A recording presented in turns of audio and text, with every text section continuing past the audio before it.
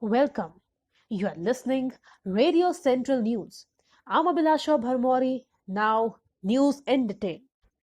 Union Health Ministry said that the country's doubling rate of COVID-19 has now slowed down from 3.4 days, which was prior lockdown, to 7.5 days at present. Love Agarwal, Joint Secretary, said that as per the data on April 19th across the country, 18 states have performed better and their rate is better than that of the national average in terms of the COVID cases doubling rate.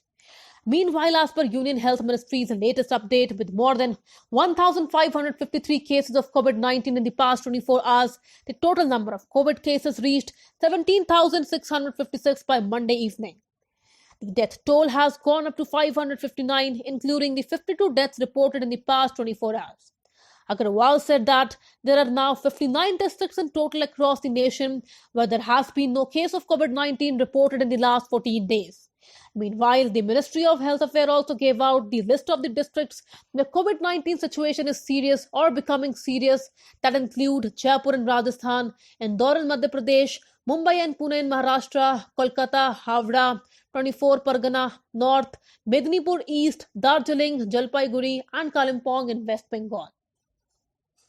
The government has constituted six interministerial central teams led by additional secretary rank officers to have an on the spot assessment of these districts across the four states, and the teams have already reached the assigned spots. These teams will also augment state efforts to fight and contain spread of COVID-19 effectively. The centre has come down heavily on the Kerala government for its decision to allow opening of restaurants, bus travel in cities and opening of MSME industries in urban areas, saying it amounts to dilution of lockdown guidelines and also a Supreme Court observation. However, Pinnarai Vijayan-led left government Kerala said that there was some misunderstanding due to which the centre had objected to dilution of the lockdown protocol for controlling coronavirus. In a letter to Kerala government, the Home Ministry said the state government on April 17 circulated revised guidelines for the lockdown measures, which allowed opening of activities which are prohibited in the centre's consolidated revised guidelines issued on April 15. The guidelines categorically stated that the state and UT government shall not dilute them in any manner and shall strictly enforce the same.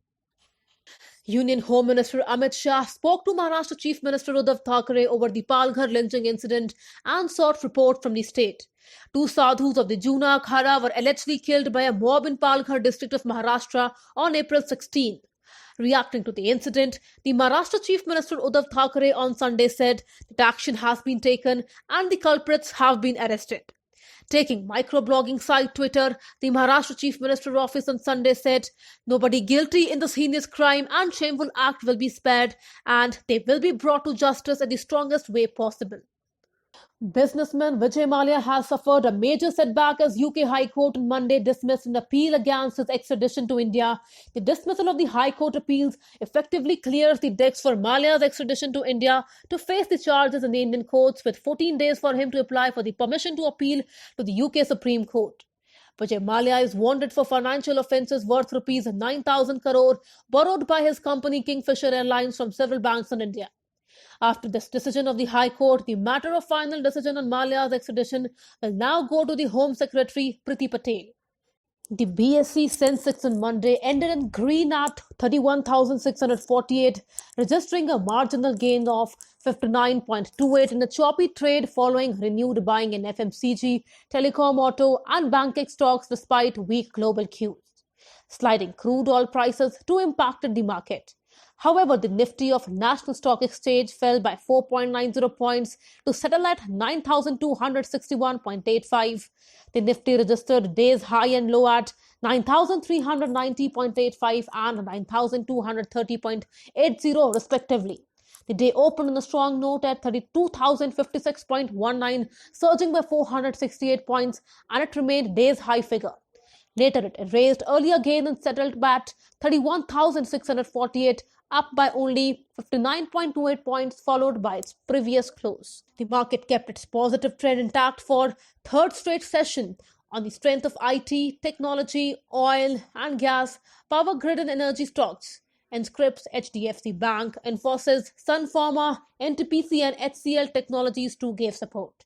In the broader market, BSE Mid-Cap Index ended at 11,799, down 0.21, while the small cap gained 0.8 points to 10,887 levels. Radio Central News appeals you to stay at home and follow the guidelines given by the government from time to time to defeat this fatal virus. Please maintain social distancing and don't panic. Stay tuned to Radio Central News for more updates.